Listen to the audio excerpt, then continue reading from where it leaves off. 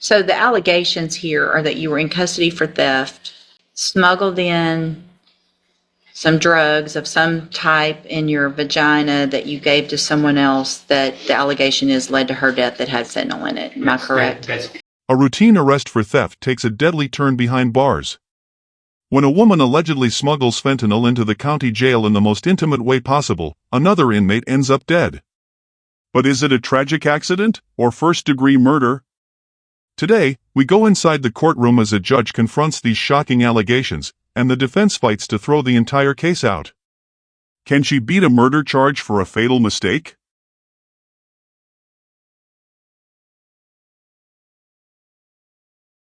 You are Michelle Lee Cormier, and Ms. Cormier is charged with a first-degree felony offense of murder in cause number 25 DCCR 0153. Mr. Radford has filed, there's a motion to quash the indictment. The state has filed a reply. Obviously, I've looked through both of these. I guess I'm confused, Mr. Radford, when you say it doesn't allege the requisite mens rea for murder? Judge, if I may, the common law has established that murder is when someone intentionally and knowingly causes the death. Okay, but the statute is what we're going to go by. Yes, ma'am. Okay. But I don't think it was the intention of the legislature to remove the requisite mens rea. What makes you think that?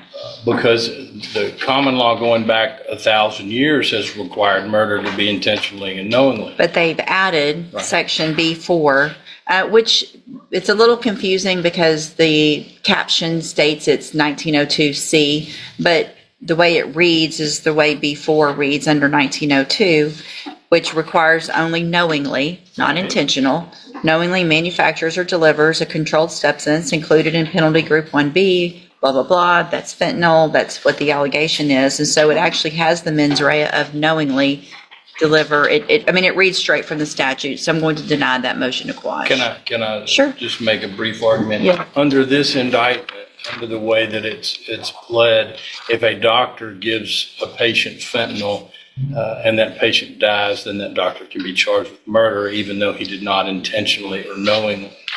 Well, there's an exception.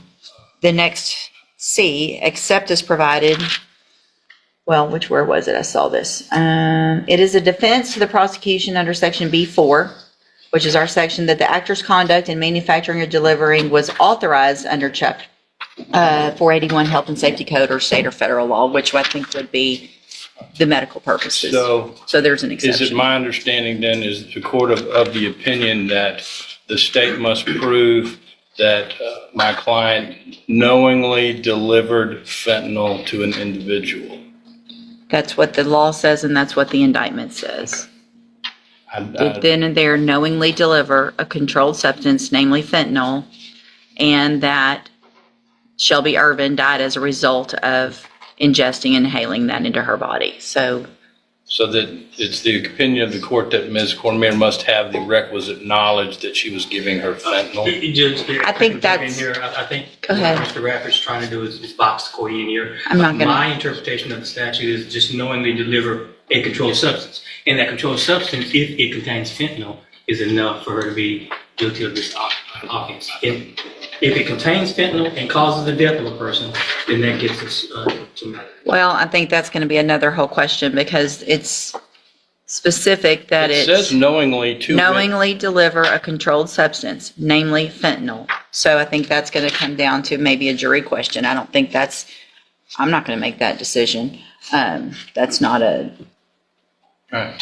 that's just an element of the offense. So the motion to quash is denied. Yes, ma'am. I would submit that the statute is unconstitutional as drafted. Okay. I'm not going to find the statute. I understand. I'm going to follow it as written. Yes, ma'am. All right, so that's denied. Hold on just a second.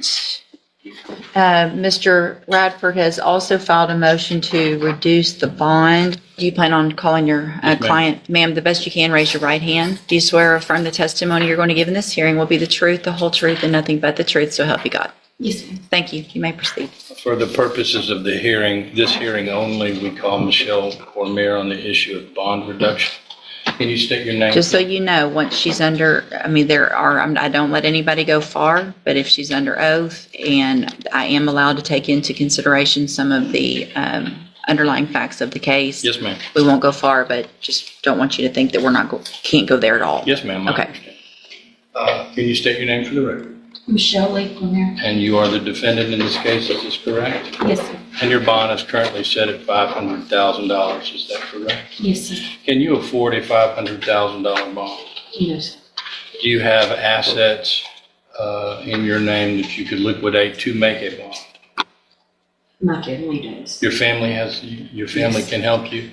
Have you talked to your family about possibly helping you with a bond? Yes, sir. And how much, what kind of bond do you think your family can come up with?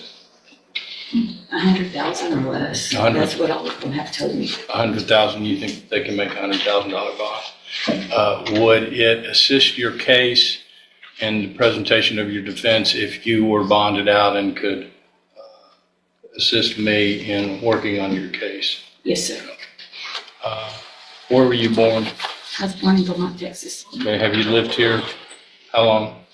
I've been back down in this area since I was 13 years old, so. So you pretty much lived here your whole life? Yes, sir. And you have family in this area? Yes, sir. Jasper area, my aunt here in Beaumont, Where would you live if you made bond? the Golden Triangle, Beaumont, or Butter. Who would you live with? My aunt, my 83-year-old aunt that comes and sees me, or my son and his grandma in Butter. My aunt lives here in Beaumont, off of Major Drive. If the court set conditions of your bond, including a GPS monitor and random drug testing, would you agree with that? Yes, sir, I sure will.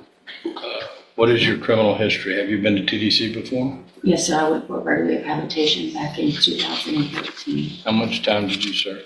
I made my first parole, and I served 2.5 on that 10 because they sent me to safety. And I successfully came off of parole July the 11th of 2023. That's a witness. I want to know, I'm trying to, I think it's probably in this reply. What was Ms. Cormier in custody for Or theft, if I'm not mistaken, Judge. when this happened? Yes, Okay. ma'am. So the allegations here are that you were in custody for theft. Can I rephrase that? No, Okay. just Okay. answer her Yes, question. ma'am. In custody, smuggled in some drugs of some type in your vagina that you gave to someone else that the allegation is led to her death that had fentanyl in it. Am I correct? That's it in a nutshell, Judge. All right, go ahead, Mr. Coleman. And you don't disagree with the judge's assessment that you, in fact, smuggled fentanyl into the jail? I'm going to object to that. I think you said the allegations are what he's trying to do now is bind her into a confession. I'll move on, Judge. Thank you. While you were in jail, did you provide a controlled substance or substances to other felonies? Again, Judge, I'm going to object that is not relevant at this time. I'll move on, Judge. Thank you. Where did you get those drugs? I'm going to object at this time, Your Honor, to that. I think any of those are going to go to her Fifth Amendment right against self-incrimination, Yes, Mr. One last Coleman. question. When you were arrested on the theft offense back in November of 2024, did you have a pending felony drug case in Orange County? Had you been arrested for methamphetamine possession in Orange County? Yes, ma'am. Yes, sir. That's all I asked. What's the status of that case? Do we Still know? pending as far as I know. Okay. I don't think it's been filed. But if it's orange, it could They're take- waiting on It could take drugs years. testing. Okay, anything else? No. No, ma'am. All right, based on the criteria under 17.15, the information that I have, the nature of the offense, I'm going to deny the petition or the request for a reduction in bond. I think 500,000 is adequate based on the nature of all of those matters. All right, anything else then on this case? No, ma'am. No. Okay, we'll reset it for an announcement. Thank you. May I be excused? Yes, thank you.